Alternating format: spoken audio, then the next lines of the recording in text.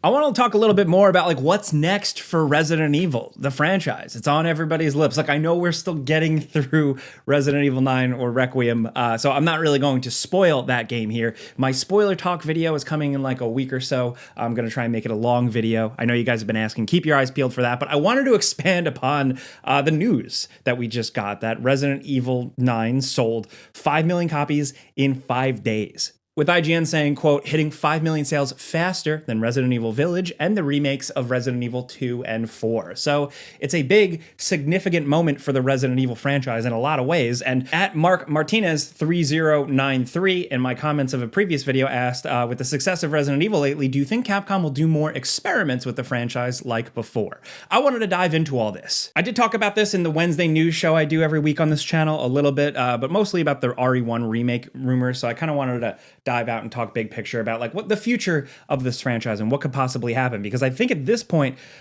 all bets are off. There's a couple of things. There's the next game, like the next main game, then there's DLC conversations, and of course remake conversations. But I think the next main game, and again, it's hard to talk about it without spoiling things, but I'm curious to see how it's gonna go, because this one was such a big success. I think number one, it's a really good thing because it's not a remake. It is a full-fledged new ass game with new things. Yes, it's the 9th game or even more than that in a long-running 30-year franchise, but I don't know, in the world of like remaking everything, and I know we're still getting more remakes, I'm glad that like a new entry in a franchise has proven out to be a W, especially kind of the series coming back this whole long slow grow back from Resident Evil 6. Now, a lot of people are talking about Resident Evil 10 or Resident Evil X or whatever the hell they're going to call it, kind of being like a new Resident Evil 6 for the franchise, bringing all these legacy characters back. I say, honestly, the jury's out on that. God knows, because it seems like with a lot of the more recent Resident Evil games, like a lot of people build up in their head what's going to happen, and then they kind of just do their own thing with it. The directors, Capcom, they do their own thing with it. They did that with 7. We were like, oh, 7's going to lead to this. It didn't. Resident Evil Village, oh, it's going to lead to this. It didn't. Resident Evil 9, oh, it's going to lead to this. And it didn't. So I really don't know what the hell they're going to do with 10. Also, if we are talking about like what's next for Resident Evil in terms of a mainline game or a remake or whatever, for the last decade or so, I feel like Resident Evil games have kind of recycled or carried or adopted features that did well in previous games, like the Stalker being the biggest obvious example. You know, pioneered in Resident Evil 7 and then seen even more so in 2 Remake, etc., etc. I'd love to see them now roll with a new game featuring more of the good-ass Requiem zombies. Specifically, they should double down on the Rhodes Hill Care Center style zombies, where they all had their own personality and traits. You know, the second half of the game kind of loses some of that. I would love to see a whole game just be built around individual, unique, complex zombies that you need to navigate around and figure out. That would be really, really good. More of that. It's like they've cracked the code on kick-ass zombies here, and I would like to see them just take that the next step further. But I think it's curious to see the success and the popularity with Leon, because on the one hand, I think with Grace, they did a good job introducing a new character that people generally seem to like. They kind of go for the Ethan Winters thing again, where it's like an everyman character. She's not a super soldier badass, but I think she just had a little more oomph to her. So I'm curious to see if they continue her story. And again, it's hard to, without spoiling the game, which I won't yet. But I do think the success of 9 and really the success around Leon and how they were able to monetize that, the Porsche and the watch tie-ins, but also just the fan excitement for Leon, the memes online, the reactions and stuff like that. I wouldn't be surprised if they continue to lean into Leon in some way, shape, or form. And I know a lot of Resident Evil fans don't want to hear that, myself included. Like, I want the other characters, come on. But I think that there's no denying there is this massive surge around Leon right now. And Capcom sometimes will follow the money, follow the momentum. What I am curious to see is if they blow it. So look, Capcom, I've talked about it a lot recently. Like, I think Capcom's doing a great job for the most part with their IP, their franchises, bringing things back, reading the room, doing the right things, not screwing things too badly, which is, you know, the previous decade, not so much. But I don't want them to fly too close to the sun. I think Resident Evil 9 had some issues here and there. I really love it. I definitely recommended it, but it had a couple of things here and there that showed like, ooh, maybe you guys were screwing around during development, or there was some like indecisiveness. I don't know what, but I think the fact that the game came down to, and not everybody agrees with me, but I think the fact that the game did a good job juggling the Resident Evil 7 and 8 style of gameplay, which those games sold well, and then the Resident Evil 2 remake style gameplay, those sold well. Managing those two together, melding them together into one game, I think that tightrope walk was masterful. I don't know if it's like they got lucky with it, but I don't want them to push that formula too hard to where it explodes, and then Resident Evil kind of becomes this weird thing that like new fans and old fans don't really understand. You know, I think there is potentially a risk for that if they push it too far. I think Resident Evil 9 was like a lightning in a bottle thing with how that tightrope walk worked, and some people don't agree with me. Some people think that like too much Leon, too much Grace, the balance is wrong, whatever. But if they could just stick to that and not push it too far and continue that type of push-pull, I think that could be really interesting for a 10th game. But like, I'm talking out of my ass. They're going to do whatever they want. And that's ultimately the thing I'm trying to prove here. But with the person watching, Mark, who asked the question in terms of like, will they do more experiments with the franchise like before? I think the big question is like, is the age of Resident Evil 7 and Village gone, where 7 was a completely new and inspired different thing that, yes, had its foot and had its inspiration in classic Resident Evil, but also went its own way and tried something different. And it was a success, right? So we have that, but then we also have this, which is a full-on return to old Resident Evil stuff and some ridiculous action and good horror. So I wonder where they could experiment. I don't know. I don't think after Requiem, they're going to throw the baby out with the bathwater and again try and do a kind of lo-fi experimental game like 7. But honestly, I hope there's room for both. The Resident Evil franchise at this point might get so big, honestly, with this like resurgence of success, that we could see remakes, a Resident Evil 10, and then maybe some smaller new experimental Resident Evil thing. And you know what? I'm okay with that. And I do think that the world and the lore is still rich enough, as messy as it is. Next up, before I keep yapping, this video is sponsored by Factor. If you don't know, Factor delivers fresh, never frozen, dietitian-approved meals right to your doorstep, and they taste delicious. The convenience is unmatched. Whether you're on the run, you work in a store, you work in an office, you work from home, you get to eat and skip the prep and the cleanup, because these bad boys heat up in the microwave in like 2 minutes and you're good to go. So you're not worried about grocery store chaos or anything that comes with that. With Factor, you got good, great food. Me personally, I've been eating them for a long time now, and for me, it's just establishing good habits. Eating some good, genuine food every single day at the same time is something I sometimes forget to do or have to force myself to do, and Factor just makes that easier. Plus, they have tons of options for you. Over 100 weekly rotating options, from like meals, salads, shakes, breakfast, you name it, all just crafted for great taste and nutrition. Plus,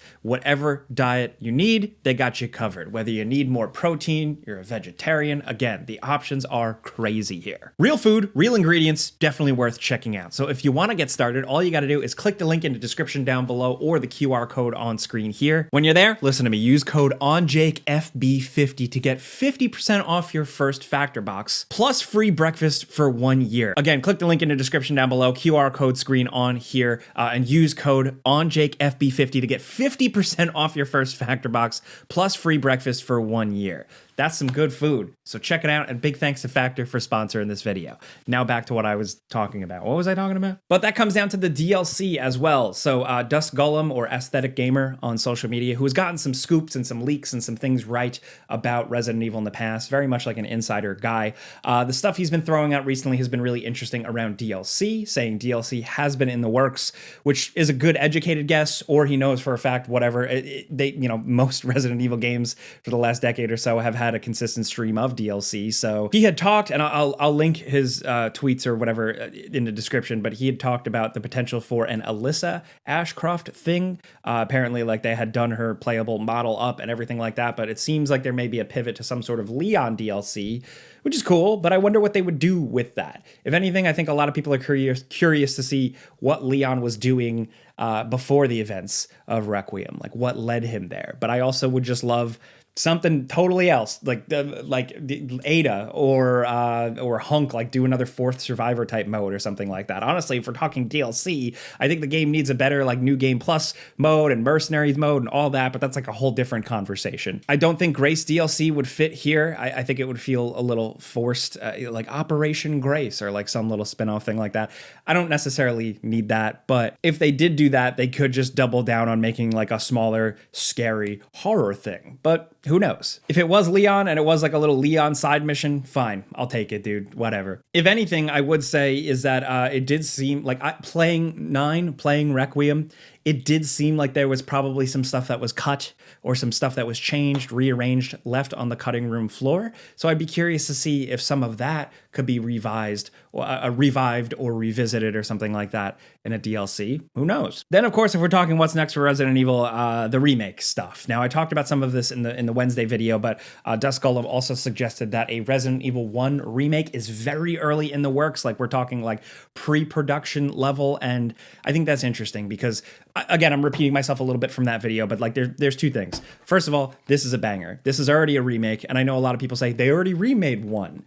They did, but a really long time ago. And the span from original Resident Evil 1, which I grew up playing, incredible, aged, the gap of years to this remake is not that large. So this is still technically pretty old. I do think that they could do something fun with a Resident Evil 1 remake, especially if they treat it with the reverence of Resident Evil 2 remake. I think there's room to give a little bit more life to early Chris and Jill and Stars, make them a little less flat, because even in the remake, they were a little flat. I think they could definitely do something there. But according to Death Golem, that sounds like it's very much a ways away. He said it's only just entered production, according to his knowledge, and that doesn't specify if it's just pre-production, which is early stuff. That's not even like full development on a game. Now, of course, the other stuff that we kind of know about, like the worst kept secret Code Veronica, that seems like a surefire thing, definitely coming. I would assume that is coming next, and I am really excited for that because that is a jacked up game. It's a challenging one, a lot of backtracking, a lot of things that could screw you over in it, like choices you can make with your inventory. But I think ultimately that can shape up to be a really cool modern game. Good villains, weird villains, great creatures, incredible boss fights, another iconic location. I would love to see that. I have a lot of reverence for that one. And people want Claire. People were like, where's Claire? What is she doing? Well, here you go. This could be your answer because not a lot of the younger audience has played Code Veronica. Like, I know that. It's weird. And there's so much potential to make it cooler. Steve could be a little less cringeworthy. The Ashford thing can be a little less cringy and genuinely really creepy and unsettling because that's how it felt playing it as a kid. But as an adult, it's a little goofy. So they could really amp that up. And then, of course, Wesker and Chris, the stuff that, it seems like they're building to more of these like legacy characters and stuff like that. I think Code Veronica has like real possibility to flesh stuff out for modern audiences. I'm in that like privileged position where I came in with Resident Evil 1, but like there are people out there like Resident Evil 4 is a massive hit and a lot of people just for Resident Evil is just a Leon show, right? Then a lot of people, Resident Evil 5 was a big hit. Resident Evil 5 was a lot of people's first Resident Evil game. So people are like, all right, it's great that we're killing this Wesker guy, but who really is he? Code Veronica X can give it at least a little more color to that. And then eventually, Resident Evil 1 remake. The Resident Evil 0 remake is the one I feel like I don't really care about. I don't really need. I don't have a lot of love for that one. I was talking to someone before this. This is going to sound sacrilegious because some people want that full game remade, but like if they're going to do like a half-ass thing, like a Resident Evil 3 remake where they treat it kind of like the side step thing, I would love to see it rolled into a Resident Evil 1 remake where like when you get to Rebecca, it says, oh, I was busy doing this. And then you get a kind of lengthy playable sequence as Rebecca, kind of like a Resident Evil 2 remake, cut to Sherry or cut to the orphanage scene or something like that.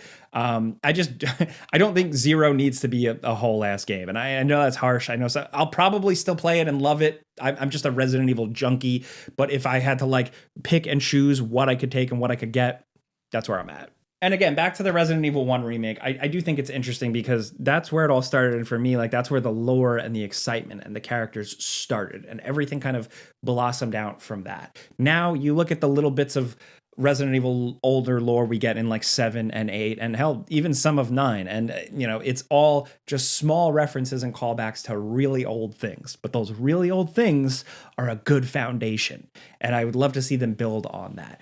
That being said, I like to just completely contradict myself as well. What I said before, I also think they did a good job coming up with a new character, like with Grace, and I think that shows that they could do that even more. I'm skeptical because I feel like it's hard to.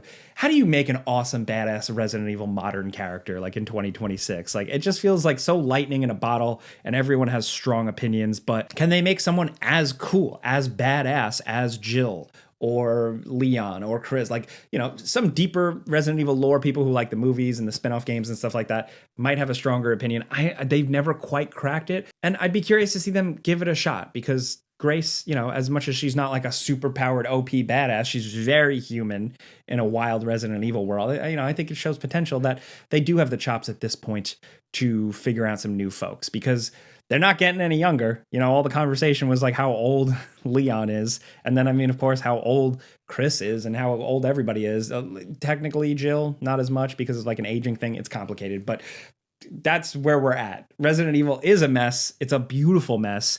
The only thing I kind of wanted to go back to from the beginning is I just hope Capcom doesn't fly too close to the sun with this newfound success.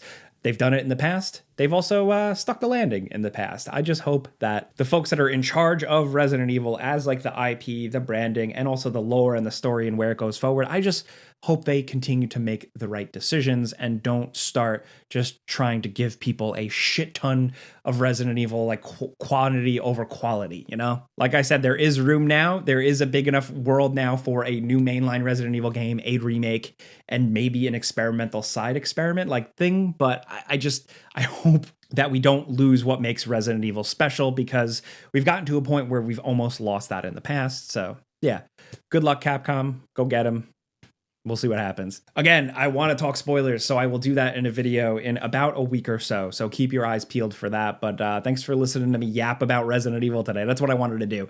The Wednesday video, I felt like I just had more to say. So thanks for hearing me out. I want to know what you guys think, like where you think Resident Evil will land next. Do you think Resident Evil 10 or Resident Evil X or Resident Evil Anniversary is some sort of thing? What do you want from a remake of Resident Evil 1, the Holy Grail? Let's talk about any of this stuff down in the comments. I'm excited to talk Code Veronica. I hope that thing is announced soon, but like let's see where things go. So let me know what you think in the comments. If you like what I'm trying to do here, if you get it, I'm just yapping about stuff I love. Clicking the like button helps me. Putting the notification bell on helps me, but that's it. I've asked enough. Thanks for watching. I'm Jake Baldino. Subscribe because video games. Pizza's on me.